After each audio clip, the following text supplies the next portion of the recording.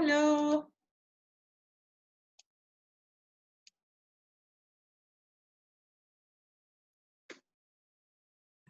Mom is always muted. Arthur's about to log in. Okay, he doesn't have a meeting. He did, but it's over. That's good. Good for me, not good for the person who he was waiting with. No. Yeah. He'll be in. It's Mike gonna be in it? Who? Mike? Michael, yeah. Cool. He's joining now. And there's a new lady called Sylvia. She's Toastmasters President Club. Oh, really? Yeah, she's joining. Hi, Michael. Hi. Hi. How are you? I like your motivation to today. You signed up like without any reminders. Yeah, I like it. I even told my friend about it. Okay. This is Sylvia. I like your background. Is that a virtual background? Yeah, it's virtual. This is the one I use for work. Yeah, but it looks so real. It looks real. Yeah. Good. That's the idea. You have a green background behind you or no? No, it's just my normal background. Okay, try moving. Okay. It doesn't look, yeah. Some people look funny. They start like hair coming out of their mouth. Yeah, I know. Hi, Sylvia. She's muted. Hello. Thank you for joining today. I was so glad that you decided to join. Yeah, thank you for the invitation.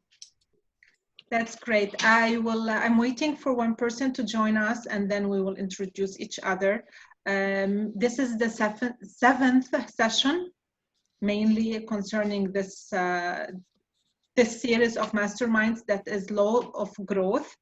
All of the sessions are on my YouTube channel and on my Facebook page, so you can go back and watch them if you have any information you need to clarify. But mainly that's it. Michael, I wanted to tell you thank you for sharing the information and telling about the mastermind. I also appreciate it, but I got like disconnected with the other talking. So thank you. Yeah, of course, my pleasure. That's a sign that you are enjoying it. Yeah, I think that I am, and I think that the fact that I'm here and trying to be as punctual as I can also. Yep. I am getting a lot out of it, so I think that it is very valuable, and I'm happy to give back any way that I can. Thank you. So let's start, and when Arthur is ready, he will join. I will go live on Facebook. Anyone minds? Okay, I appreciate that. Glad you made me famous. How's my hair? Well, you look good. You look good. Okay, Sylvia, if you can introduce yourself meanwhile, so they can know you, then they will tell you about them. Of course. Is there anything specific or just my name? Just about you, what you do, and anything you want us to know. Let me just clarify one thing. The mastermind isn't a training, it's exchange of experiences. So we are expecting to get a lot of knowledge from you and share your experience the same way as we are willing to share. So your background and your experience will be of a great value for everyone attending. Okay, well, thank you so much. Well, my name is Sylvia, and primarily I work for the Association of Realtors, SRCAR. I'm the Executive Vice President there. I've been there for 13 years and had the opportunity to be in several roles as a trainer, as a manager, as an employee, and also as a creative. You know, I get the opportunity to create content for a business, do some of the social media, help with the graphic designs, ideas, and all that good stuff. After my 8 to 5, I'm the president for Toastmasters. So that's an area that I'm very passionate about because of people giving back and sharing their experiences with me. I've been able to develop my communication skills a lot more and grow in that area. And I'm also part of a church, Generations Church, and actively participant there. And so I'm just everywhere, wherever needed, wherever people need. Oh, and then my newest project, we're part of the Resiliency in the Valley. And pretty much when we launch, our goal is going to be to have a trauma-informed community. So we just want to help our community members understand trauma a little better and the resources available to help them with that. And so those are the few of the things that I do, and I'm happy to be here. Thank you. Wow, I like that. You noticed she's been talking for a while and she said those are few of the things that I do. It's that means that there's a lot more. Yeah. Thank you. Do you have kids? I'm sorry? Do you have kids, Sylvia? No kids yet. That's why I get to do all that stuff. That's why. You guessed it. And take advantage of it. Yeah. Cynthia, can you introduce yourself, please? My name is Cynthia Moore, and like my name says there, it's I'm in the financial industry. I'm I'm a money coach, and the main thing that we do, and you guys are gonna meet Arthur and see Arthur in a little bit, but we help families with advice and giving them solutions for early retirement and how to save money on taxes, which most people have no idea even exists. So that's what we focus on. And I don't like what I do. I love it. I have a passion for helping people. I believe that even though a lot of people say that, hey, money is not the most important, but it's right there with air, right? We can't do anything with money. So if we can help, even if I help one family at a time get financially on track, that makes a huge difference. And so that's what I do, whether you have a little bit of money or a lot of money. So that's my passion. Yes, thank you. I totally agree. And when I first came to the States, I had no idea about anything, how to manage my financial situation, taxes, savings, what should I do? And I admitted Cynthia was a great help for me. She helped me develop my knowledge and be a little bit aware of what shall I do? How can I manage? Michael, your turn. Last but not least. Yeah, hi. Real quick, my name is Michael Brody. I am a product manager for UCLA Health IT. I help the research community and get them set up for their research studies and IT enablement needs. Been with UCLA Health now for a couple years. And while that's an exciting and engaging, challenging job for me, where I feel like I'm pushed to grow, it's also inspired me to have a goal of becoming a business owner. So that's what I'm working on when I'm not working during the workday. So, and I'm just here to improve my communication skills and become a legitimate presenter of ideas and sharer of knowledge. So happy to be here. Thank you. We are happy that you are joining. Thank you. What business are you working on, Michael? What's the question? You said you're working on something about business. Do you already have a business, or you're trying to figure out what business? Yeah, so I do have an LLC. I'm focused on digital services. I'm still trying to come up with the ideation of the minimum viable product, or MVP. But that's something I've been working on now since February. So that's in the works, but nothing official that I can share yet. So more to come. Awesome. Thank you. Thank you for sharing. Thank you. Hi, Arthur. How you doing? What's up, Big Mike? Go. How's it going? We were just introducing ourselves. Sylvia joined us for this session. She works with the Real Estate Association. She has a lot of things that she was talking about, but I know her from Toastmasters. She's the president of Heme Toastmasters Club, and she will share her experience with us, and hope we will have this great session. Arthur, if you can say a little bit about your background. Cynthia talked a little bit, but would love to know more about you. Thank you. Yeah, I think I saw you last time when we did with Cindy, right? Cindy did the him and you was on there. Yeah, Yep. I remember. Yeah, absolutely and stuff. So I think you kind of know me as well. I'm Arthur Singletary. Like I said here, actually in the money and coaching business as well. 27-year Marine, married, 2 kids, grandfather, and I here just really trying to service the people and stuff. So down here in Marietta, making it happen every day, and just really trying to, we're all trying to become a better version of ourselves. So 10 of these meetings with Dalia and things and such, we're all in the pursuit of something better. So thank you. Yes, thank you, Arthur. You know something, I've noticed one thing. I'm talking on the small area of Hamid and the surroundings.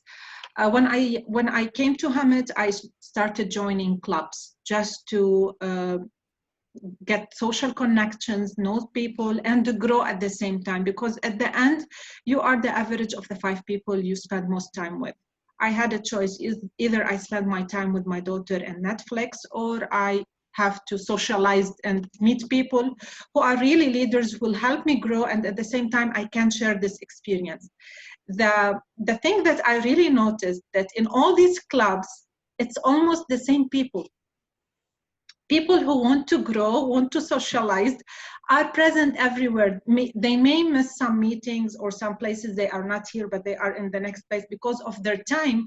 But they are successful people, busy people all the time, but they still have time to connect with people like them and grow, learn from them, and at the same time exchange this their knowledge and experience. So it was really very important thing I've noticed, because in Hamid we are a small area, and it's interesting that the same people I am meeting in Rotary Club and Toastmasters, with the Chambers of Commerce, in the Mastermind, any event that's growing, I'm almost saying the same people. Maybe Sylvia is having some connections, she'll be back, but let's do a little bit. This is almost halfway. We have 15 sessions, the 15 laws of growth. So we are in the 7th session now. So we are almost halfway. I would like to listen from you some feedback from some of the biggest things that you learned, especially from last week. During this week, what are the things that you noticed about your environment? What are the things that you realized that you didn't notice before? Usually we have things that pass in front of our eyes, but we don't notice them. But when we talk about them, the week after, we started noticing things. Oh, this is what we were talking about, or this is the negative person that I didn't see him negative before. So do you have any things that you noticed during this week, or anything you know about it? I think that one of the things that CJ said last week stuck with me, which he was talking about being an introvert, and then he got positioned, I guess, as a security, and he had a reason then to talk to people. So that really stuck with me, because it was like, you have to give yourself a reason to do what you want to do, whatever that is. So that applies to your environment. And for me, I've just been like thinking about that and what's going to be my reason for pursuing each of my goals. So I don't know that I have an answer to that, but I think that it's a good way to think about things so that you can set yourself up for success, rather than just having a task, but not necessarily having the right surroundings to make that happen. Yeah. There's always an answer for the why. Now, maybe sometimes it changes, but as long as there's something that's motivating you to keep going. Maybe now, let me say about myself, my why is my daughter. In the future, my why maybe will be my grandkids. So it changes as long as there's something that's connecting you to keep going and keep improving. Cynthia, Arthur, do you like to share anything? I didn't understand quite the question clearly, Dalita. I just want to see like evaluation about last session. what are the things that really stand out to you? What are the things that you felt they raised your awareness and attention concerning your surrounding in your life? And if it's not last week, whatever in this mastermind you feel that you are learning every week, what's the added value? Excuse me. Well, one of the things was that really made us aware of the things that the goals that we have and what we need to do in order to accomplish those goals, right? I think that was one of the things that we cover. What is it that we want to do? Well, that what resonated to me the most with the homework that you gave us. And what are we going to do to make sure that we are consistent in what we want to do, and how good were we at doing what we said? And I mean, you asked us last week, and I was actually thinking about that before we logged in. If it's something that is urgent to us, then we got to make sure that we do it. And we know that there's going to be immediate consequences. We're going to make sure that we did it, that we do it right. For me, it was the reading a book consistently every single day, which I was a little better, but I still need work. And so to me, is one of the things that resonated the most out of everything that we've done is that unless it's an urgent or we're going to see immediate results or something's going to happen, then we're probably going to be a little bit more relaxed on committing to doing that.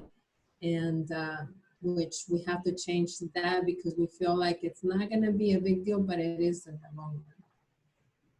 Yeah. We look more at the effect. We don't look at the cause. Like maybe we are working for getting more money, but we don't know that the cause that will help us get more money is our self-growth, reading more books. But when we read a book, we don't get more money, but it's the cause that will drive the effect of being more confident at our work, more aware of what we're doing, and this will give us more value, and so we can get more money. It's a small example, but this is the point. We always run for the effect. We don't care for the cause that causes this effect. Arthur. Man, I was texting Mike a couple of times last week. I was like, hey, you do affirmations, hey, this, and I ain't jumping rope. It's funny. It was, I was jumping rope, and then I was hitting you up. That was really my way of trying to hold me accountable and being aware of what I had to do. And and it's like, I hit you up. I ain't been jumping rope, right? It's like, yeah, it's all good. You know what I mean? But I think that, what I've been really laser focused on, I was telling Cynthia, I said, when I got on that scale a while back, it's like a strong why.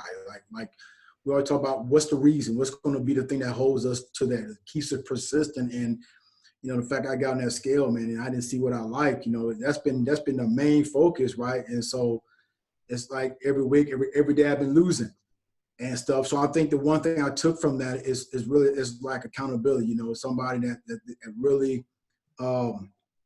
it's going to hold you accountable, and when I looked around my environment, I go, shoot, when it comes to that, I literally say that too. I'm laying in bed, like, you got to go jump rope. And I go, who's going to hold me accountable? Who's going to know? It's because, I want to, but I want to. So it's like, if I had somebody outside that rung my doorbell and go, look, we got to go jump rope, I go do it. So if there's one thing I would say is I come to really understand that, man, is how important really accountability buddy is, you know what I mean? Somebody that really holds you accountable. Yeah. So especially in things you don't want to do. So my why of jumping rope is not as important as it is to me, leaning out and being a smaller version of me, because I do it every day now. It's like I'm just laser focused on that stuff. So that's something I come aware of that I need. On that, accountability buddies are really important. Now we are ready to be accountable, and I talked before that on the Facebook group. We can share what we're doing, and we can keep following up with what do you want to do.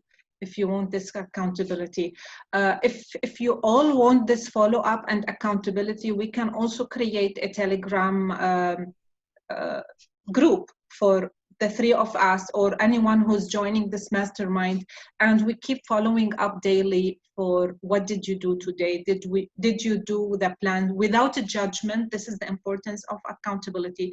Usually when I do mastermind groups that are paid, and paid because of the commitment more of the people. As you see now, people keep coming and going because there's no commitment. This is the point with having free courses.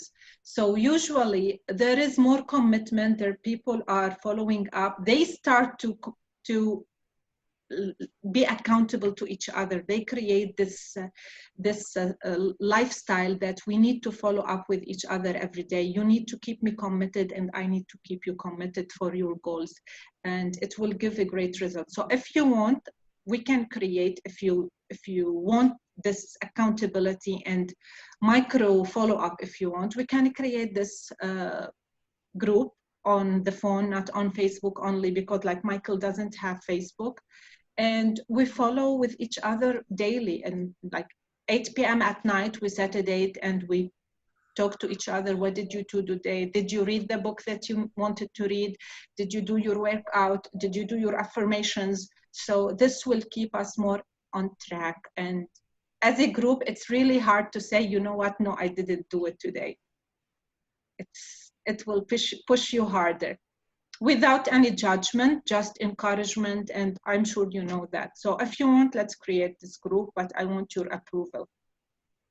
Yeah, I agree with Arthur's assessment there about the accountability and the importance of it, and just life in general, and going after your goals, and really thinking about your goals and not just being like wishy-washy about them, because if you're telling people, then there's more of a need for a commitment, right? So in my own life, I actually just spoke with my girlfriend last week about some of the goals that I have for us in the future, and certain dates which would like to make that happen. So I think that's a start, and I would be in favor of this Telegram group. Okay, that's perfect. Usually this is what we say when I teach about setting goals. The first thing that will help you stay committed is making them public. The more you take these goals to public and tell people, then you are harder to quit or saying, you know what. But when you do it between yourself, it's very easy to put yourself down. It's very easy, but it's very hard to put yourself down in front of people. Okay, so you are okay with the Telegram group? I need to create it. You're fine with that? Okay. Now today we were talking about the law of design, and this is a part of the design that to maximize your growth, you need to develop a certain strategy. Jim Rohn says, if you don't design your own life plan, chances are that you'll fall into someone else's plan. And guess what they are hiding for you or preparing for you? Not much. So it's important for you to create and design your life strategy. We all have plans. We all have goals. But if this goal didn't create a plan and a certain design and a certain strategy to start moving towards achieving this goal, we will go nowhere. Do you agree? Absolutely. So the first step of our session will be learning about the importance of strategy and design. The second part is how to apply and create the strategy. What are the things that we need to take into account? And the third part is the importance of teaching. Everything, if we learn it and start teaching it, we will learn about it more. When you start teaching things, you start thinking back, not only how to do it, but why is the how. So when you go that deep in evaluating and thinking about the things, because you need to teach it, it's not just passing through, you think about it deep, you will learn it more. So let's start by the learning it. as I said, if you didn't plan, someone else will plan for you and you will go nowhere. The first thing in planning is starting to evaluate where we are now, thinking what we have done, what we have achieved. And then we need to start from where we are to continue what we do. John Maxwell has a certain strategy in following up in his growth and his plans, is that he takes specific time off every week and every month and every year. Like he schedules Sundays morning to sit down and evaluate what happened during the past week. What did he learn? What he didn't learn? Why he was disappointed? Why he was happy? Evaluate his experiences to learn from it and decide what will he learn this second week. And it's all in the journal. The second part is the month. At the end of the month, the 31st, he sits and he goes back to the journals, to his notes during this month, and evaluate how did this month bring to his growth or pulled him back. So by this evaluation and the yearly evaluation for the whole year, he can't start, or anyone can't start a new year without evaluating what happened to him this last year, what lessons did he learn. So this is a part of the plan, part of the strategy that he uses to grow. I learned that from him and I started doing it on almost consistent basis. It's hard to be consistent usually, and I'm saying the truth. So I'm almost consistent about it. I'm trying to be more into the details because sometimes it's really hard to stick to the plan, and that's what makes people really high achievers. So some people trying to manage. So what is your plan concerning the strategy that you do to achieve your goals? Let me go first. Yep. Well, you know, I try to act out of, I mean, you know, when I look at, for instance, I got to go back to the business. And I look at, okay, everything I do has got to be intentional. So, I mean, I got to ask myself, okay, from this year to, you know, doing a business plan, to reading your business plan, and saying, you know, when I get up every day and I do something, it's intentional. If it's not intentional, then it kind of goes back to, hey, you know, what am I waiting on? Am I being proactive or am I being reactive? If I'm being reactive, that means that I'm going off designing somebody else. So I got to make sure that everything I do is, or every conversation that I have, every question that I ask is because I'm trying to get to a certain place. So I got to make sure that, hey, you know, if I'm doing something throughout the day, if I'm having that conversation with somebody throughout the day, it's because it's intentional, because it's meant to get me to a certain point. I'm reaching towards that goal. So I try to always make sure that my actions and my thoughts and my conversations are intentional and not just being proactive to what somebody else is wanting to do, design. Okay. Now your communication with people is intentional, but meeting these people, what is your plan to get in front of these people? Well, I mean, like if I say, you know, if I want to have 15 or 20 people a day, I say, okay, like right now, the COVID-19, I don't talk to people. I have I intentionally limited myself from being in front of a bunch of people because I want to be involved with it. So what's the pivot from that? That means that, hey, I make sure that if I'm on Facebook, Twitter, or Instagram, that I intentionally reach out to 10 or 15 people a day. I made sure I made contact. I'm reaching out. I'm still trying to develop that. I'm being intentional about reaching out by, hey, how you doing? Or I saw your Facebook. I'm intentionally I'm getting their DM intentionally. I'm not waiting to reach out to me. So I got to make sure that, hey, I'm going to reach out to 10 or 15 people a day in regard to seeing what I get back, running the numbers, you know what I'm saying? Understanding my numbers and all those things stuff. So I just don't spend my time looking at, and I do look at TikTok right now and then, right, got to sidetrack, but I'm always saying, hey, you know what? I'm making sure that when I contact somebody, I'm interested in them and what they're doing. And then, and so trying to figure out, hey, what's your next step? Because that next step may lead you and I to somehow partnering up as being business partner or doing business together. Yeah. Okay. That's great. Michael? Yeah, I mean, one of the things that stuck out in my mind that I read was that if you don't have a destination in place, then you're basically just a boat that's listing at sea, and being, you know, tossed around by the winds and the currents. And that's not something that you want to do, because you'll never, not only will you not get anywhere, but you won't even know where you're trying to go. So I guess for me, you know, one of the things that stuck out from talking about previous sessions earlier, Arthur had said, you got to know, you know, where you're going, and, you know, he knows where he's going. And so it doesn't matter if something bad, you know, happens, or you get preoccupied with something that's unrelated, because you always have that goal, your North Star in your mind, where you know where you're going, you have a plan to get there, and you have a framework for dealing with various things that you can't anticipate. But by using that framework and that plan, you're still focused no matter what the conditions are. Yep. So I like the framework. Does the framework related to the time, like in this framework, like you have this plan, but what are the factors of the framework that you use as during planning? Yeah, actually, that's something that I'm looking into right now. Following different educators around YouTube and TED and other places, but that was one of the things that was presented.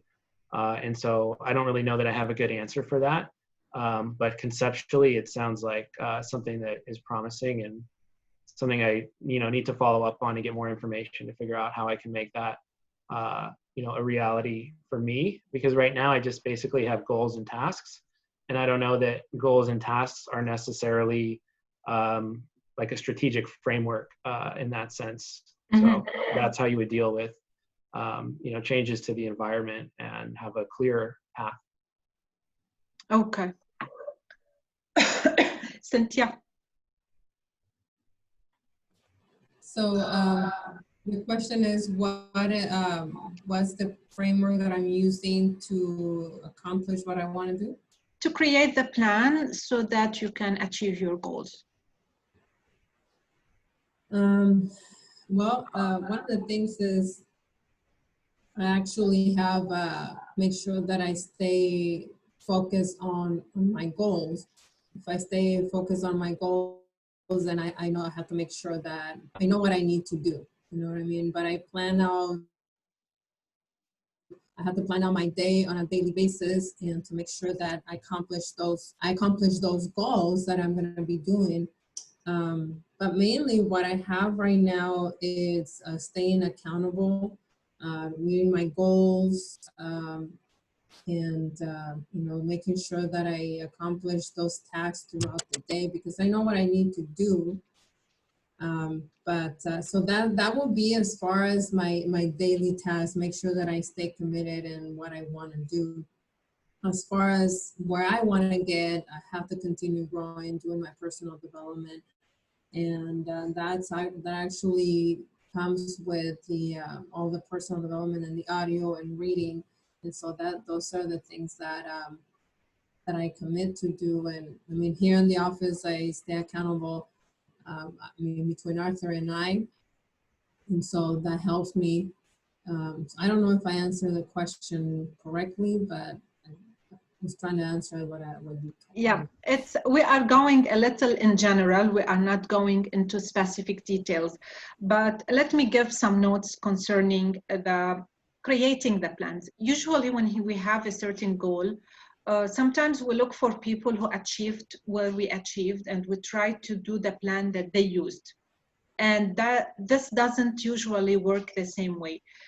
We have to find a plan that's specific to our values. I can't do what Arthur does in the business, maybe, because he has certain capabilities, certain values that I don't have. So we can't do the same plan. Maybe I will learn from him, but I have to form my own plan according to my own value and my own capabilities. So when I want to create a certain plan for my strategy, for my business, for my growth mainly, I need to ask myself, can I receive it personally? Can I do it personally? Does it apply to my life and to my values? And the second thing, can I repeat it?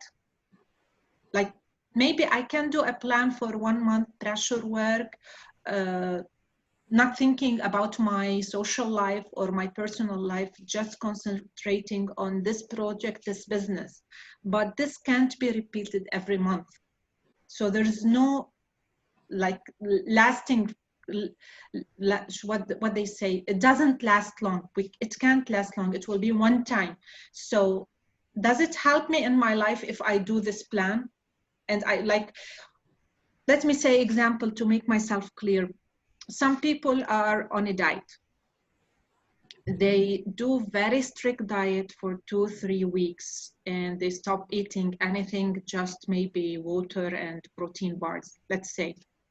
But can they last long with this plan? At the end, they will stop and they will go back to the point zero. So the plan should be able to create a certain lifestyle, should be able, if they want to repeat it, they didn't achieve the result they want, they can repeat it. It's simple. Life is already tending to be complex and difficult. We can't make it more complex by our plans. And the third thing is to be transferred to other people in a strategic way. I can sit for 1 month eating only protein bars and very tough diet. But if I want to advise Michael to do this, he won't be able to do it like I did it because it's very hard, it's difficult. You know what I mean? So we are building leaders in our growth. We are not growing by ourselves. We have people surrounding us who are wanting to do what we are going to do. So we need to know that they can do the plan that we did, especially for your work, Arthur. We need to make sure that the leaders that are following us can copy or duplicate the plans that we are doing in a certain way. The second learning about plans and goals and being strategic is focus on your life more than your career. When you have your life planned in a certain way, in the right way, in a strategic way, your career will grow automatically. Do you agree with that?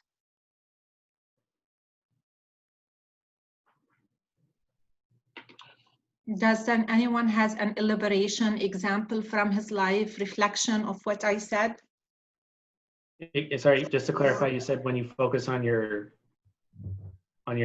life, your career will go into place? Yeah, when you focus on planning your life, designing your life, your personal life the right way, your career will be designed the right way. You will know more where you are going, what you want to do, how do you set your times.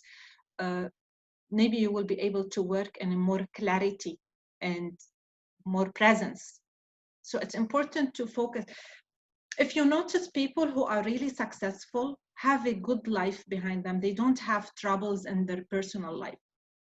When people start messing up at work, you will notice that they have problems at home. Maybe they are passing through divorce. Maybe a lady is passing through certain problems or anything in her life. So who you are? Michael, you gonna finish it? No, continue. What do you want to say? I'll make sure Go ahead, Arthur. I was going to finish it. Go ahead. I ain't want to jump in without you finish what you. No, what that's you okay. say. It's just I'm repeating the idea. It's who you are in life determines what you do in your career or in anything as other aspect. You know, it's funny because I tell people, I say your personal life and your business life are not different. I said because you're bringing the same person from the same thing. So if you can't handle small things in your personal life, you never handle small things in your business life. If you're undisciplined, unstructured in your personal life, your business life will reflect it too. So that's why you can always. That's why and you're exactly right. I tell people all the time. I can look at somebody's personal life and tell you why the business failed. You can look at somebody and they don't think it is, but it is because you're bringing the same denominator, and that's you. The common nut is you. So you can't say, hey, here I'm this way and here I'm this way. You know, it kind of goes back to being a Marine, or you're a Marine 24 hours a day. There is no switch. You can't decide when you want to turn it on and turn it off, because and that's where you got to understand in your business life, if you're a finisher at home, you'll be a finisher at your business.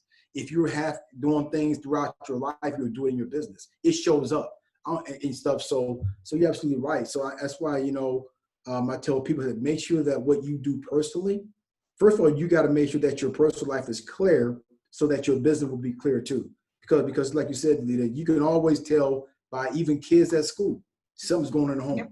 Your environment is going to affect what you do outside of your original environment. So they don't separate. They're just merged together. They couple together and stuff. So absolutely. Yeah, I remember my mom was a sales manager in a company. She's responsible for over 100 women in sales, cosmetic sales and these things. She used to train them, motivate them. And we used to always argue with her, why you are expanding your relationship into their family problems. She used to spend hours like trying to fix the marriage of one of the ladies who are working with her, or trying to coach her children to pick the better school, or help her to find a job for her husband. So I always tell her, why you are wasting your time on these things and focus on work instead of spending an hour fixing the marriage of a lady. You can go and train someone who does a great sales for you. And she always used to say, if she wasn't happy where she is at home, she won't be productive at work. So you can't split personal life with work life. You need to, especially when you are leading and taking care of your employees, you have to show them that you care on the personal level. Michael, Cynthia, do you like to elaborate? Do you have any example or any question? Yeah, I was just trying to get some clarity, I guess, on the question. But yeah, that makes sense, what both you guys just said. And I think that one of the things that I took away from a book that I read that name of the book was called The Crossroads of Should and Must. And it's about having your life be in alignment with your the work that you do. So you could just have a job essentially, which is a paycheck, or you could have a career, which is a series of like promotions and higher responsibilities that you advance through, or you could have a calling, which is like the all-encompassing point where you merge your life and your work together, and it's you're fully integrated. And so that's really what I think you're getting after here with the whole discussion around your personal life. And then just an example to even further illustrate this was the example provided was Van Gogh, the artist. So there was no difference between Van Gogh, the man, and Van Gogh, the artist. His life and his work were one and the same. Yeah, exactly. And now I need to note something. Some people have miserable life, and this pushes them to excel in their career. So you notice some people giving all the time, they don't have any personal time for themselves. The career is like a run away from their personal life, and they start giving so much into the career. At a certain point, they really succeed. But if you look after this success, they are miserable. And success is not only about the numbers that you achieve in the business, or it's about the balance you create in your life. Because if Brandon Burchard give it this example, our life is an example of 6 pillars standing next to each other. It's health, personal life, career, hobbies we do, spiritual life. So all these pillars are standing next to each other, and they have to be all in a good level. If they are all down and only one pillar is standing, sooner or later, this pillar will fall down because it's not supported by anything on the sides. Can you create this image in your head that I'm talking about? So it's important to have all these pillars supporting each other, because if you are giving all your energy or your focus or your concentration on one of these pillars, sooner or later you will be burnt out and you won't be able to continue. You won't have this motivation. If you ruined your family and your relationships and your health, succeeding in work won't mean anything to you. And then you will feel regret and hate.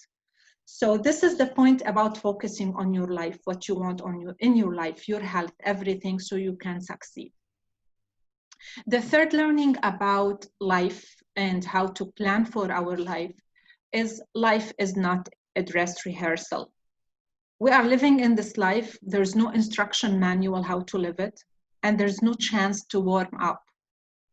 So you notice a lot of people at the end of their life, they are living a great regret because they didn't have the chance to learn from their mistakes, and they didn't plan. They were just going with the flow, and at the end of their life, they regret it. Do you know any life examples of people who really at the end of their life, they told you or you heard the story saying, I wish I did it this way, or I wish I was more intentional or plan it any other way? Yeah. Yes. You know, I'm not gonna say names on live Facebook, but yeah. You know, I have, you know, I mean, and unfortunately, you know, it's sad. I mean, but but you look at these individuals and they look back on, they always, this individual I know, look back and say, you know what, I was living my life for other people and not for me. I spent my time trying to make other people happy, and then at the end of it, and now here I am, and I did nothing for myself and stuff. So, you know, and just, you know, being around those conversations and, you know, and just hearing those people say that, it made me every day realize that that's why I've always had this theory. I said, look, there's people who are going to love Arthur, there's people who's going to hate Arthur. I'm fine with either one, because as long as I know I'm doing what's right for me and for those I care about, that's all I can be concerned about. And there's people that's not going to agree with that. I'm not in the get everybody happy. You know what I'm saying? But I know that if I can go to bed every night and I can close my eyes and I know I'm doing everything right, that's okay with me. Yeah. Because if I find myself always trying to please other people, I'll never be a true identity of me. I won't know who I am. So you got to understand that, hey, you know, you got to get in line with your goals and what you want to do, and that's all you need to focus on. And the right ones, they fall in, and the wrong ones, they just fall out and stuff. So I've already said I don't want to be on my bed saying I wish I would have. It's not going to happen. Yep. Do you have any comments, Cynthia, Michael? I don't know of any specific examples, but I think that you always hear about, you know, it's not the regrets that you regret most, the chances that you don't take. And so to approach life with looking backwards, I guess, but projecting from where you are now. So what are you going to do that's going to give you the least likely chance that you're going to have regrets when you get to that point in your life? Yeah. Cynthia?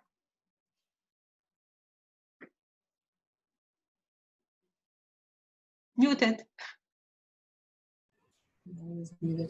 I know I remember my mom telling me that she, just an example, I can't think of anybody else that have shared that with me, but she wanted to be a nurse and she regretted it because she didn't, you know, she stopped going to school in 4th grade.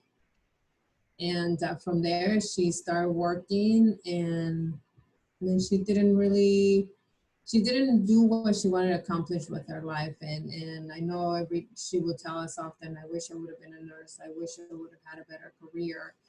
And that's why she and my dad tried to give us the best they could. But she ended up not having a career, and she made a career, which there's nothing wrong with it, but cleaning houses. But it's not what she wanted. What she wanted, yeah.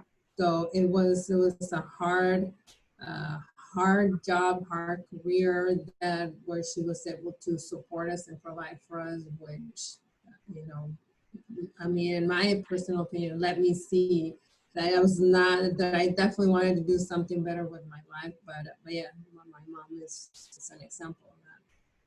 Yeah, this is the hardest feeling anyone can ever live, is regret. Because you can't go back. Maybe you can lose money and you can make it again, but you can't get back what you missed by time. I remember I watched a play in Lebanon theater, and it was a life lesson for me. It was the old person talking to his young self. It was two actors playing the old and the 20th man in his 20th and the old man when he grew up, and they were talking to each other like flashback on his life, and at the same time he's talking to him. And one thing he said, take care of your health. I'm dying now because of all the things that you didn't take care of, your smoking, of your drinking, of your staying up night. My knees are killing me because of all the things that you used to do. My lungs, I can't breathe because of your smoking. So this talking was, maybe it's a simple cigarette we take, or maybe staying up late, or eating not healthy stuff. But these decisions we are taking now will cause us a lot of regret in the future. It's not only about the choices we take, it's about lifestyle. So after this theater, I started always asking myself, Dalida, when she's 80 years old, what will she be blaming me? Or will she thanking me for the future, for the body I left for her, or for the mindset, or for the financial security, or lifestyle, or everything. And in 40 years from now, I hope I will live that long, but anyway, in 40 years from now, will I thank myself for the decisions I take for being secure and providing for my grandkids, or I will be depending on them? All these questions will raise the level of the decisions we take now, will help us take charge of our life now and keep going the right way so we don't regret. The hardest thing is regret. Fred Aaron says you only live once, but if you work it right, it's more than enough. Yeah. Well said. The fourth thing about planning is whatever you plan, multiply it by 2. This is John Maxwell advice. Not the goal, multiply it by 2. I agree. If you have a goal of achieving $10,000 extra, make it times 2. But also the plan, we are used to think everything will go great. In a month, I can lose 20 pounds. No, multiply it by 2 and tell yourself in 2 months, I will lose 20 pounds, because we always think the best things will happen. We don't think about the hardships we will face. So it's good to give yourself this time span so you won't be disappointed. Do you agree, Arthur? I do. I mean, I think sometimes people, I understand what you're saying. It makes sense, but I think sometimes people's minds, they kind of push it out because they're lazy too. Like, like there's people go, I know I can do this because I've already done it in 2 months, but I'm gonna do it in 4 months because it's the easier path to take. Grant Cardone got that book called The 10X Factor. He goes, multiply times 10.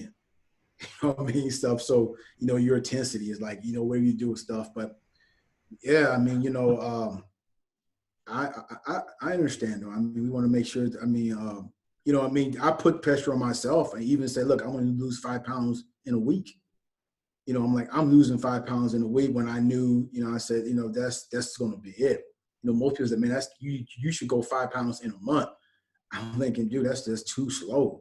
I know if I really got laser focus on it and put it on there, I'm gonna, and the thing is this here, even if I say 5 pounds a week and I only hit 3, I'm that much further ahead than what I was, but I said 5 times a month, because then, then in my mind, I've been lackadaisy about it. But you know, it's like, hey, you know, put a little pressure on yourself, you know, and then if you focus on that, and if I hit it, it's like what we said, we shoot for the moon and land amongst the stars and stuff. So I live by that. Yeah. Yeah, the point is just give yourself more time, expect sometimes the worst, because really when I'm planning, I think everything will go great. Like, let me say I'm planning to get 5 coaching clients. So I think I will talk to 5 and I will get 5. This is all what it takes. But when you face reality, it's never that. You need to talk to 50 or 500 to get these 5. Yeah. Especially as starting. So when we are planning, we think everything is perfect. We have a magic wand in our hand and it will go great. So that's why it's important to give yourself some extra time and decrease a little bit your expectation, but increase your actions.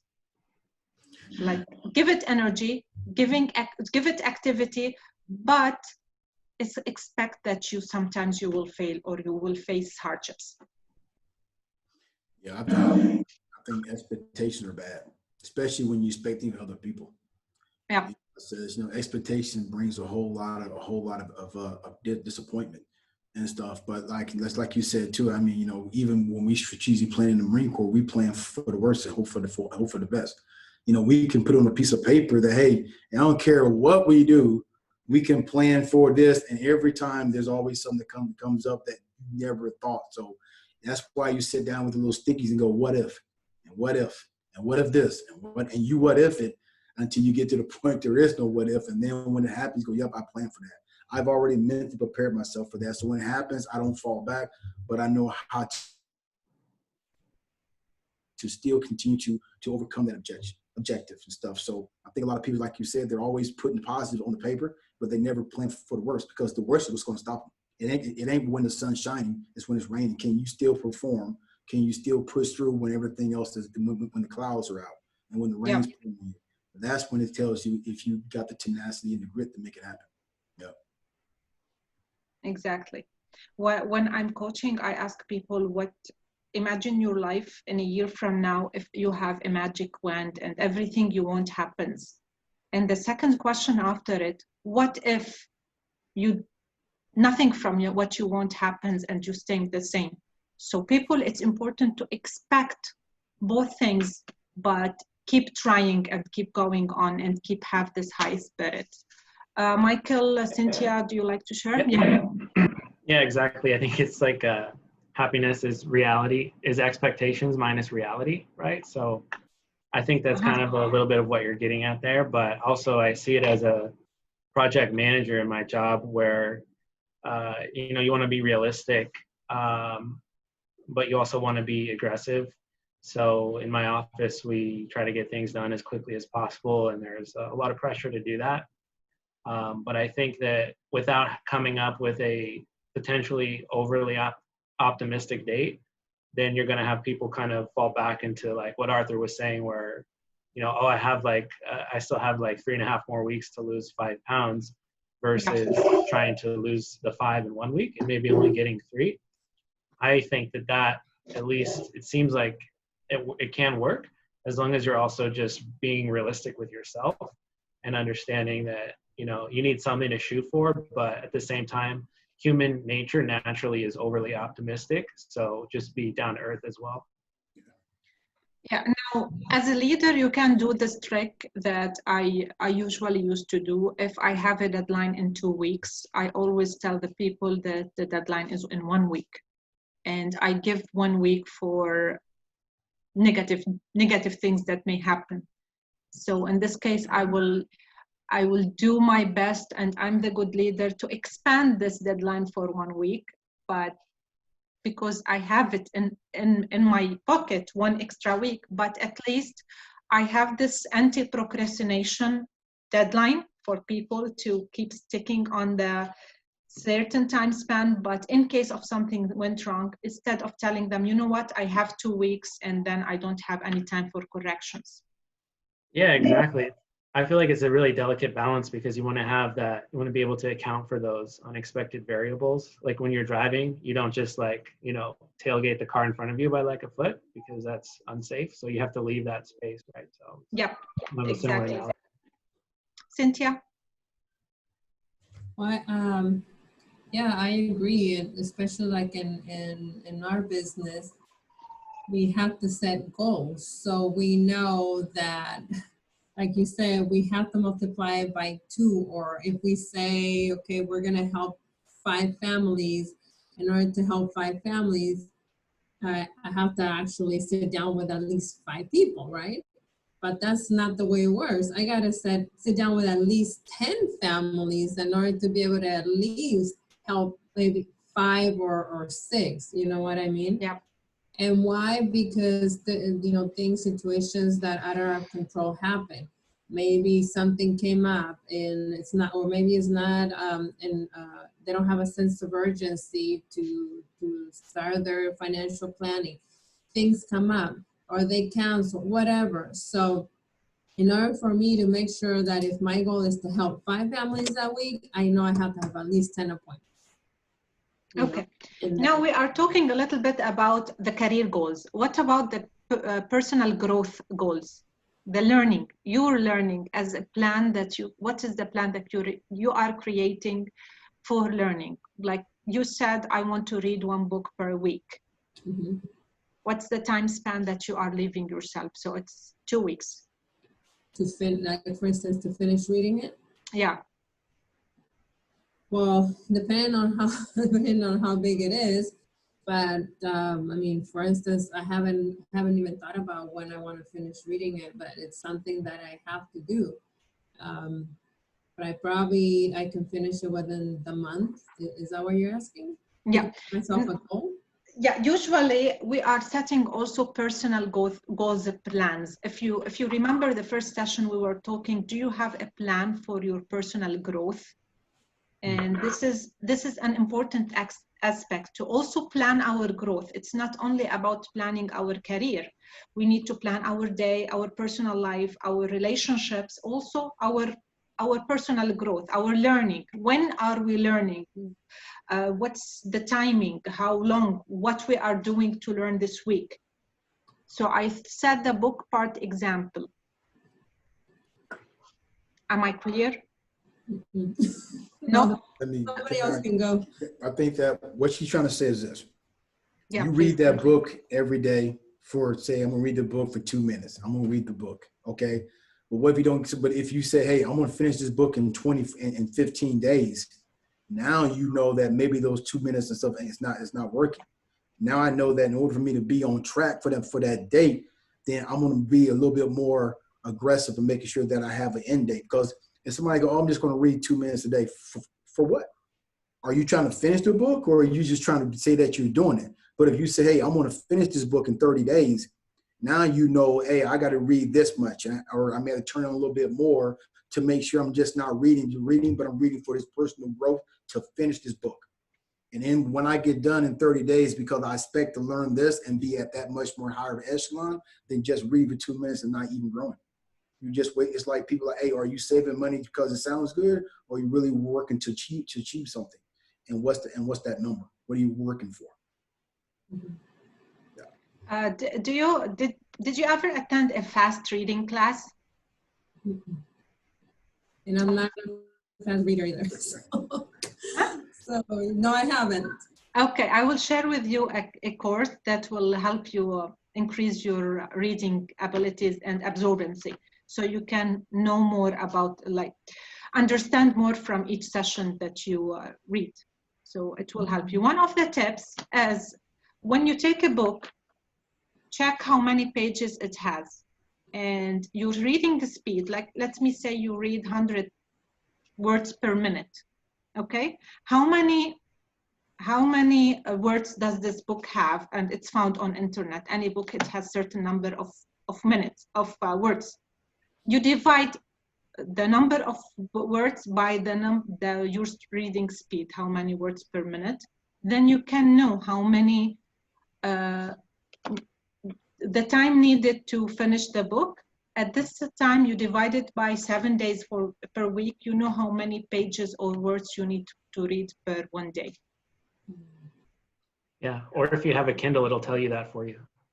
Kindle, because you are, Kindle is reading, but it depends on your reading speed. You can read 100 words per minute, and you can read 400 or 700 words per minute. So, yeah, so the one that I have, it tells you how fast you're flipping through the pages, and it'll tell you how many hours you have left to finish the book.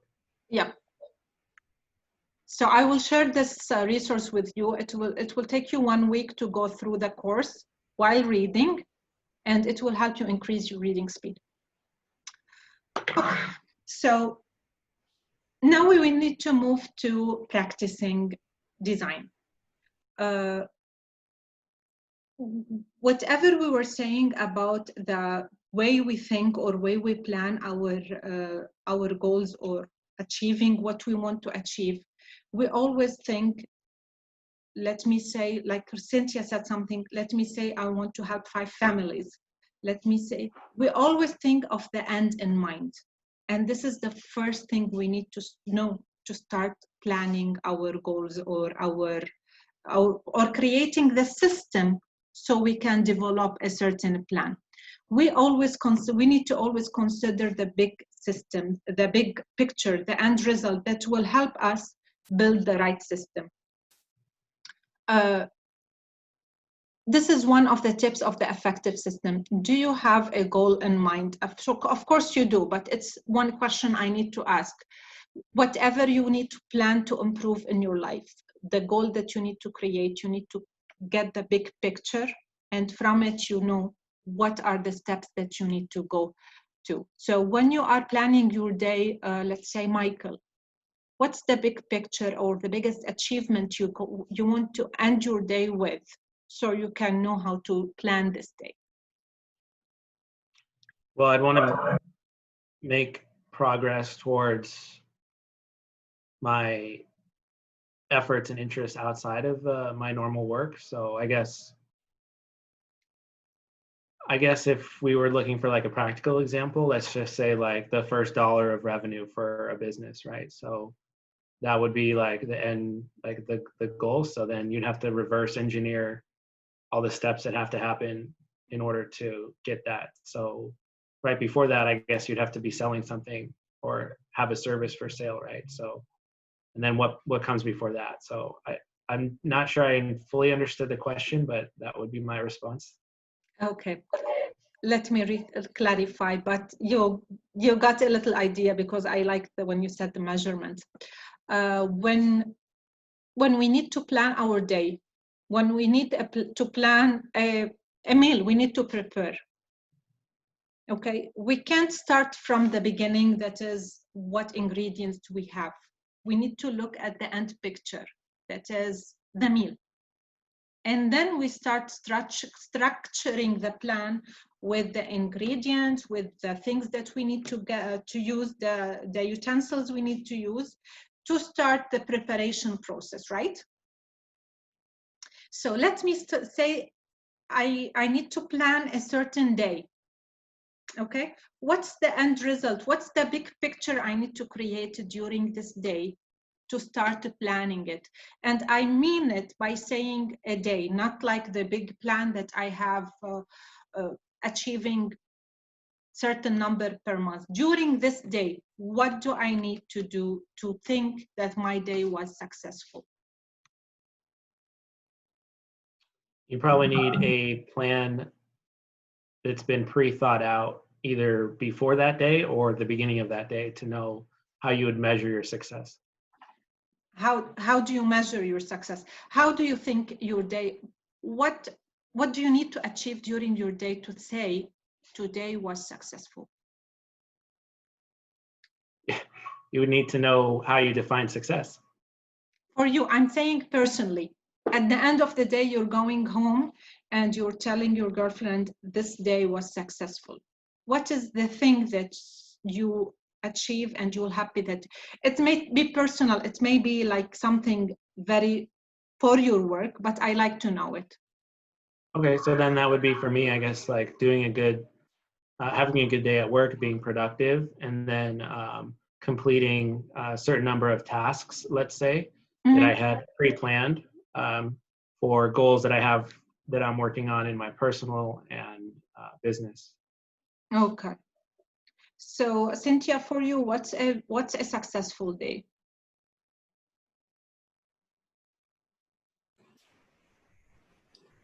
For me, a successful day is what, in business, personal, or what? Let's say personal. Like let's go to the growth part, not the career part, the growing part, because we are discussing what we are planning to grow. Let's say the growth part, then the career part. I think that to me, a successful day overall will be handling any circumstance, or whether it's personal or business, in the most confident way, and being pretty confident on whatever decisions I make. That is correct. And also knowing that, trusting that my leadership skills, whether it's in my personal life or in the business, and if I feel confident and I trust that everything else that I do, it's right, and whether people like it or not is what knowing that what I'm doing is correct. And the reason why I say that is because a lot of times I hesitate on certain things, right? Oh, maybe I'm not doing the right thing, or maybe, and Arthur knows, right? Oh, I think I'm gonna change my mind because I'm not trusting the decisions that I make. So to me, that will be a very a successful day, knowing that, hey, I trusted all my decisions, everything that I did. Whether some people are gonna like it, some people are not. It will and some won't. But I did what was right. Yes, Arthur. Was Arthur a successful day? When Yeah. I go home in the day, I say, whether successful, well, it all starts from when I get up. All right. So I make sure I'm in the office on time. I make sure that I'm here until I say my door closes at 6 p.m. I'm gonna stay at 6 p.m. I make sure that, hey, I have the opportunity to make sure that I send a text.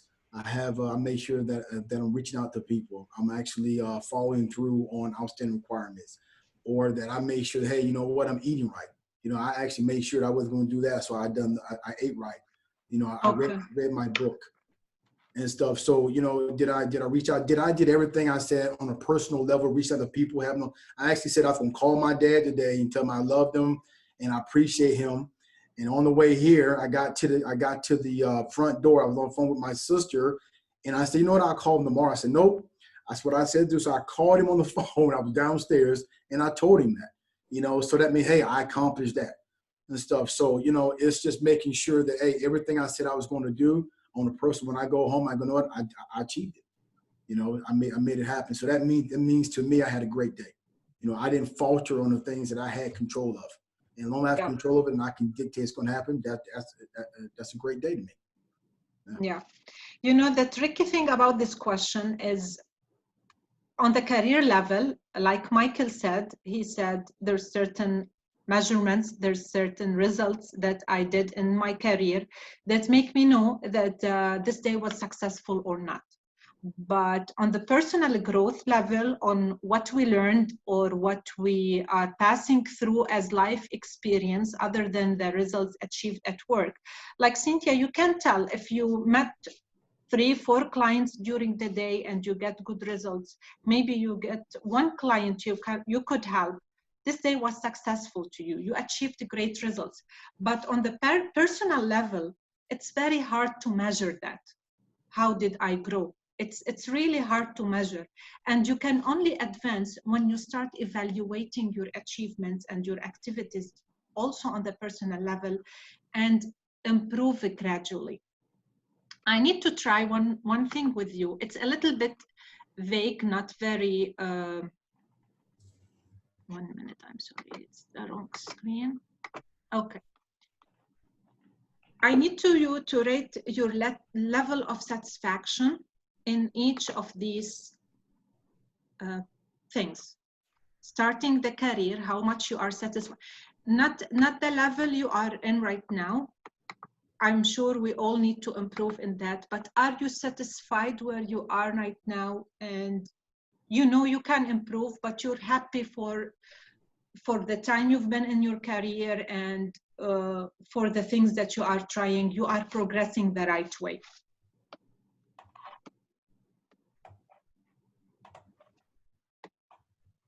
Ten is the most satisfied. Okay, the first one is only 9, but let's say 9 is the 10. Faith, family, health, hobby, marriage or relationships, personal growth, vacation, and free time. So what's your level of satisfaction in each of these? What would constitute faith? Is that like religion or? Faith, you can say it's religion, you can say spiritual satisfaction inside of you. Maybe you don't have a certain religious views, but inside of you, you feel satisfied in your relationship with the Creator.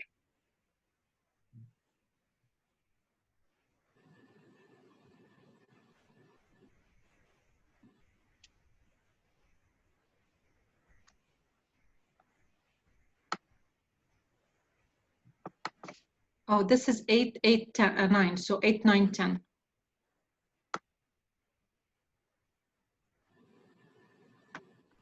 I can't tell who voted who, but I really care to keep your numbers for you. So you can. I'm happy to share mine. So you can evaluate like in a week from now or in a month from now, how did you improve in that? It's important assessment that you do to yourself every month, maybe, when you do the monthly evaluation of your improvement. If you want to elaborate or explain what you're thinking, what do you need to make it 10, you're welcome to do that. Hobby 1, who put hobby 1? And 5. Yeah, I feel like I've never really had a good hobby. I've kind of, nothing's really stuck, I guess. So I put that as a 1 because I don't really have anything that I go to that's consistent. And then I put free time also as a 1. Okay. And 10 was the highest, right? Yes. So that means he doesn't take any free time or doesn't do any hobby. Now it can be the hobby is the free time. Like maybe it's a hobby for you to go walk around and like have this time for yourself. So what do you think you like to do if you want to start a hobby right now? I don't know that I would say maybe like personal growth would be a good hobby because I don't know that I feel like my time is pretty limited.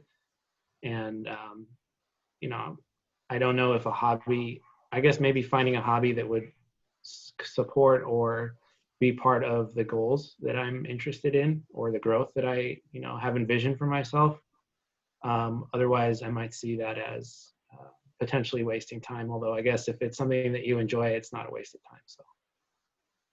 Let me give you an example about my life. I'm going a little bit personal, but I love this example. It really helps.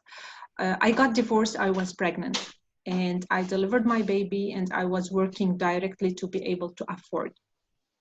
So I was only concentrating, focusing on my career and on my baby. And anytime I'm not with her, I was thinking I should be working to be able to afford. I don't have the right to spend any free time. Because the situation was stressful, I went to a psychological childcare psychology, so to be able to know how to deal with my baby, and because of the situation. The first thing the psychological doctor told me, you need to have free time for yourself and get a hobby. because this hobby is the stress release for you. So you can't, when you are stressed at work and you go spend time with your daughter, actually you're not spending great time with her because you are stressed. You won't be smiling as you should be. You want to be playing around with her as you should be. So you need to take this time, this break, to get rid of all of this negative energy. You have the right to recharge, do something that you like. So I directly started going to a group that teaches folklore dancing because I love that. And I started dancing 1 time per week, just 1 hour. And you can't imagine the results that I felt that changed me in how I'm productive at work, and at the same time, how I'm spending time with my daughter. Usually we think about free time, it's something for us, and we think it's not helping us, but it's great value, and it brings great value to your work, to your relationships, to your health, to everything. You can't work when you are stressed out. You can't work when you are not happy. And the hobby is the source of happiness to you. So you need to pick a hobby and start doing it. And I love reading. I need to do that more. this is personal growth. You said you like running? Reading. I like running too, though. So go run. If I can, Michael, I'm a constant go person. My dad's that way. I think when I'm sitting down, I'm wasting time. And then what happened was, just going 7 days a week, I thought, man, if I'm home doing nothing, then I'm wasting time. I should be in the office. I should be making phone calls, and what I had to realize was that, and Delia's right, in them 7 days, man, I was probably more irritable to people around me now. I understand because of the fact that I never had that relief, right? I couldn't release myself, right? So, my mind was always just go. So what I had to do, I said, look, every Sunday, I love, I have a nice backyard. I have a nice theater room in my house. My dad goes, you don't enjoy none of those things. You go spend money, but you don't enjoy it. And so, I had to really take Sundays, and really now it's kind of now Sunday's back on a work day when it's not supposed to be a work day. Slowly going back into that. And what I'm missing is that on Sundays was my day to go in the backyard and just sit on my patio, turn the music on, and just read and do nothing. It was my me time. It was my time to recharge Arthur. It was my time to let all that stuff go. So when I get started on Monday morning, I'm ready to go again. So I just really encourage you to, it's like this. There's nothing, if it's not going to kill anybody, it's going to be all right. I had that mentality in the Marine Corps that we just go all the time. But now it's like, hey, you know what? It's like, hey, no one's going to die. You know what? And if I die tonight in my sleep, will it still happen? Will it still continue going? Yes, it is. So I got to make sure that I take care of me. That means I can take one day to focus on me, to decompress and just relax and chill. Turn the phone off. Put that thing to the side. Where I try to put my phone on the daggone counter and go outside. Don't worry about it. Because if you don't, you'll find yourself constantly worried about things that's not even important and stuff. But you got to take that one day. I used to run 8 and 9 miles. Can't do it anymore, but I used to love to run. You got there by, you don't know how you got there by yourself. You're breathing. It's you connecting with things, and you come back, man. You feel like you just invented. Like you just feel so alive and stuff. So, man, I just really encourage that to find that 1 hour or 2 hours in a day to just really be about you, and that productivity will increase. I just see that. I come back, man, you're more productive because you're not as drained. You're not in that stressful manner and stuff. So, absolutely. Yeah, you start planning out some time, maybe an hour per day or a day during the week, 1 day during the week, and it's time for you. Just maybe you do nothing, just sit around away from your phone, away from everything. Just give yourself time to recharge, to reflect, to take care of yourself on the mind level and on even the body level. Enjoy your free time. It's a right, and you need to do it in order to be able to be effective in all other pillars of success. As you noticed, it's like the pillars of success Brandon Burchard was talking about. If you didn't take this free time and recharge, you won't be able to support the other pillars in your life. You won't take care of your health or relationships or finances or anything. Sooner or later, you will burn out. Please keep these numbers for you so you can evaluate in a month from now how you are improving or how you are. Now, I need you to ask yourself why, let's say, who set 4 on the career level? Okay. Because you are not taking a time for yourself free. I guess I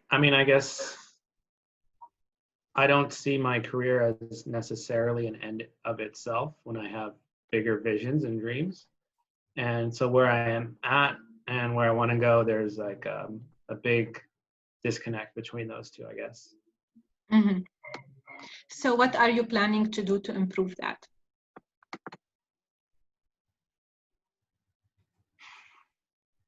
I probably need to commit more or commit to something, I guess. So either a certain career, either whether it's a role that I have in mind or something else that I have in mind outside of kind of where I am, and then going outside of that path and looking for something else that would be more aligned with what I feel like are my strengths, as opposed to, just getting the job done and having that paycheck and that sort of thing.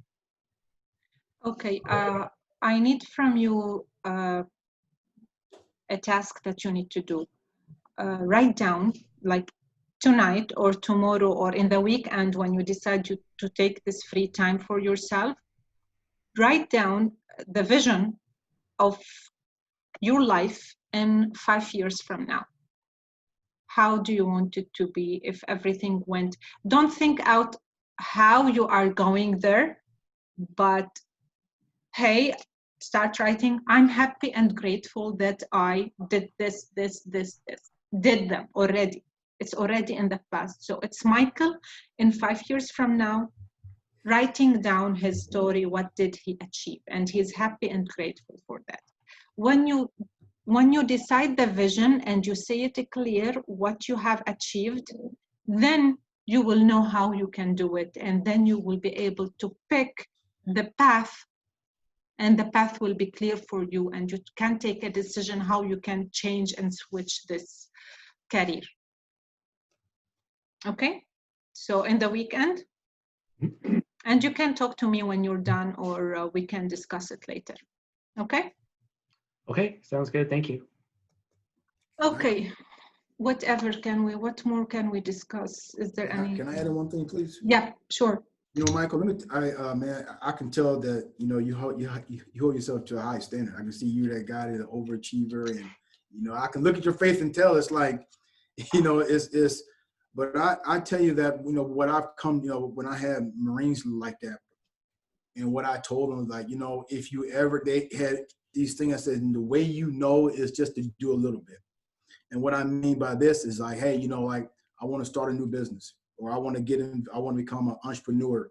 Start doing something a little bit to see if that's what you really want to do. Because what it'll do, either it's going to pull you out from where you are right now, or it's going to make you become like, what, I'm good where I'm at. Mm-hmm. Right. So it's like, I want to own a business in the thought process. And then you start saying, but then all these things happen where but then you say, what, I'm going to do something a little bit entrepreneurship to see whether it's going to pull me from that, or it's going to remind me, maybe it's going to say, what, maybe I'm good where I want to be. Maybe I really am where I want to be. But if you never take an action on it, it'll always continue to be a thought. And kind of like Delita said, just writing it down and putting it in, like, hey, I'm so happy and grateful that I'm already owning the business, right? And then the fact that you think you're already doing it, just put a little action into it. And then you'll start to see, slowly or surely, it'll start getting more and more and more. But if you never put an action into it, it'll just continue to be a thought. And the person you are right now, you'll continue to do what you are now to make your job happy. And everything Michael want to do is slowly get further and further away. So you're going to have to put your toes in it, man. Maybe not put your foot in it, put your toes in it. And then see what, you know what I mean? And see if your foot comes along. Yeah. Yeah, I think I couldn't agree more, and I really appreciate you sharing that. And I need to like internalize it, and then, like you said, just take action now, not wait. Yeah, it's never a perfect time, brother. But thank you, Delia, for the meeting. Now, I want to note one thing. One of the biggest mistakes that happen to entrepreneurs or people who want to be an entrepreneur, they usually see the vision and they really get attached to the vision. And they start really devaluing the actions they are doing in their daily life. Like, now you are working, you are having this source of income. I'm just putting you in further what will happen to you. You are enjoying your work for a certain amount, but you have bigger visions. When you start looking clearly into these visions, you will start really hating your work and resenting it. And being an entrepreneur needs time. So you have to keep the things that you are hating as a part of the plan. You need to keep going through these things until you are ready to get rid of all the things that you hate, or be completely free.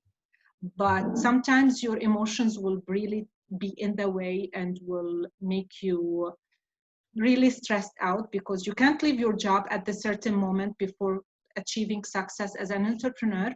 And at the same time, it's really hurting to have, I can do things more. Why I have to do these things that I really, do you understand this mindset, this struggle that's happening with entrepreneurs? That's why they either get rid of the vision or get rid of the job before they are ready. So you need to know how to manage between the emotional part and the great visions and the tasks that you have to do to overcome this period. Okay. Now, the last question, we're out of time, but I have a question. Who put 10 on relationships? Are you trying to like single me out? Did you put 10? Yeah. Because you're not married yet. I would be hard pressed to, I feel like, be happier than I am with my current girlfriend. So yeah, I'm saying because usually when people are married, the degree of satisfaction is usually less. Because yeah, maybe that's why. Because that's why I guess you're 10. It's still new. It's still kind of new, like, relatively. So yeah, that's why I guess you're 10. That's why I was asking. I was expecting this answer. It's just the pressure and the stress of our life and the responsibilities that comes with the children, right? You agree, Arthur and Cynthia? It makes it a little bit less. Yeah, but I got you, bro. But it doesn't have to be always 10. So sometimes it's the balance that matters most. But I'm gonna end on this. But I kind of think that I think that I tell people this. I say, your relationship is right where you want it to be, and I think that it's a deciding factor on. So when you say it's a 10, it's like because that's where you vision to be. That's where it's like, hey, this is where. Like you said, it couldn't be no better than this. I don't think it could get any better than this. And unfortunately, sometimes, when we do, I tell people sometimes they're more happier being single than when they get married. It comes a whole different thing and stuff. So, but at the end of the day too, you can still carry that over into a relationship from single to marriage too and stuff. So it's a mindset. It's a mindset, and it's what you're willing to do and give. It's a give thing stuff. So, yeah, but mine wasn't 10 though. So wasn't me. So, but man, kudos to you, brother. I understand. Kudos to you. Every stage in life has its own beauty and its own value and its own negativity too. So it's not the point. It's just the responsibility of being married with the children. It's different. There is responsibility other than the enjoyment of the part. Being single is less responsible. That's the only point. That's why I pointed the 10. So it gives us less points, but it's a beautiful journey. That's it for today. Now, the last point is that we need to apply what we are learning and teach what we are learning during this journey. I would like to hear your comments, your feedback, any things that we can improve in the future. I would love to hear from you. Improve ourselves or what? Anything, either the mastermind session or what you need to commit for next week, whatever you have to say. Let's start with what do you commit to do next during this week, before next week. Next week we'll talk about the pain and how can we manage pain during the journey to succeed and face the struggles and bad experience in our life and keep going. So that I'm gonna write my thing in 5 years, looking backwards. So that'll be my thing, and then just continue with the consistency and the affirmations, and reviewing kind of the takeaway from this session. Okay, that's great. Cynthia? You're muted. How can we improve for this group or personally? Both. Any idea you may share, but I really care to know what are you committed to do before next week.